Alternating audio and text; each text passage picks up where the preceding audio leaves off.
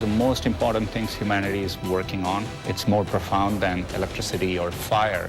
Revolution, Google and YouTube changing the world. Tomorrow at 9 on MSNBC.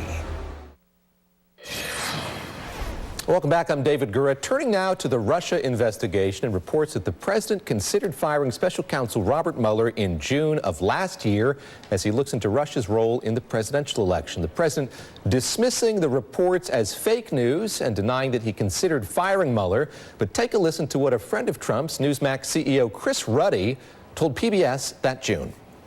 I think he's considering perhaps terminating the special counsel. I think he's weighing that option.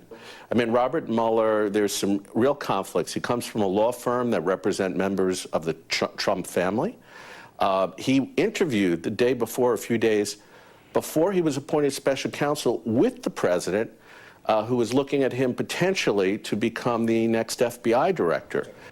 All right, joining me now is Joyce Vance. She's a former U.S. attorney, now a law professor at the University of Alabama. And Naveed Jamali is a former FBI double agent and an MSNBC contributor as well. Joyce Vance, let me start with you and just get your reaction to the reporting this week that the president asked Don McGahn, the White House counsel, to get rid of special counsel Robert Mueller. That, of course, didn't happen. But what do you make of the news, and how does it change this investigation? So this has the ring of truth. We know that there was reporting in mid-June from April Ryan and other sources that the White House was in turmoil over the president's efforts to fire Mueller, and now we see some confirmation from additional sources. I'm not sure that this changes the contours of our understanding of Trump's efforts to obstruct the Russia investigation as much as it enhances our understanding. We know that he fired Director Comey. We now know from reporting yesterday that the president directed some of his subordinates to take efforts to destroy the reputations of 3 senior FBI career officials who could substantiate Comey's testimony. And now we hear that he was so focused on ending the Russia investigation that he went after Mueller well. So it's one consistent course of obstructive conduct over a long period of time by this president. Joyce, without getting too thick in the weeds here when it comes to the statutes about obstruction of justice, from what you've read this week, how close are we to that bar? So it's always dangerous to ask a law professor not to get too close to the weeds. But the reality is this. Many of the elements of obstruction are apparent just from what we've seen publicly. Bob Mueller, he knows a lot more than we do. He has more pieces of the evidence, I'm sure both good and bad. But the reality is we still have this memo issued by the Justice Department's Office of Legal Counsel that suggests that you can't indict a sitting president. So the issue will be whether Mueller feels bound to follow that memo or not. Of course, there are options other than indictment. The president could be an unnamed co-conspirator in an indictment. That was the strategy that essentially took Richard Nixon down. Or his conduct could be referred to the Hill for appropriate action, impeachment. Naveed Jamali, a conversation continues on Capitol Hill about legislation that would protect this special counsel and others going forward. I wonder what you make of the need for that happening here. I look at what's been discussed over the course of this last week. It's text messages. It's this memo, this mythic memo that hasn't been released yet of dubious provenance. I just want to get your sense of how worried you are about this investigation, Bob Mueller's being able to run its course. I think what's happened, David, here is that we've switched the dialogue from what started this whole conversation a year ago, which is Russia, to now talking about the minutia of legal maneuvering to the minutia of political maneuvering. And we've forgotten the fact that what the allegation here is that a foreign adversary interfered in our most key democratic process, our election.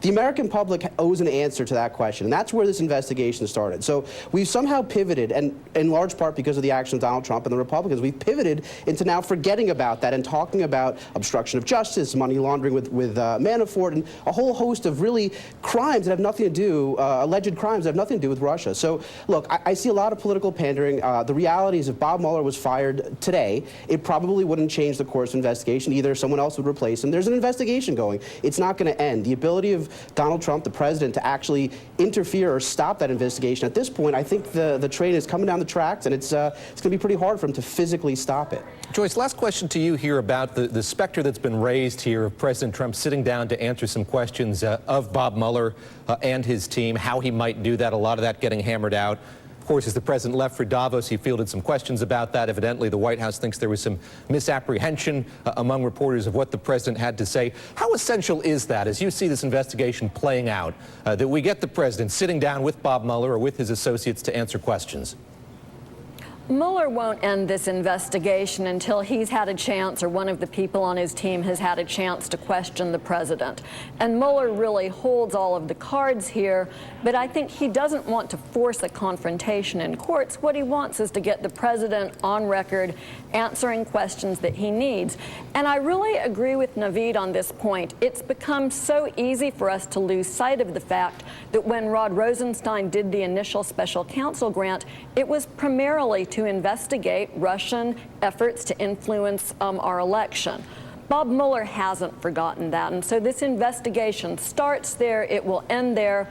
Obstruction certainly has become a part of it, but Mueller's real grant of jurisdiction is to figure out what happened with the Russians, whether there's anyone on the Russian side that needs to be dealt with via criminal indictment, and whether there was anyone in the United States involved in that effort to influence our elections. All right, my thanks to both of you on this Saturday afternoon. That's Joyce Vance and Naveed Jamali, both MSNBC contributors. Well, President Donald Trump once again clouding the waters this week on the future of thousands of so-called dreamers, commenting about a potential path to citizenship for the group.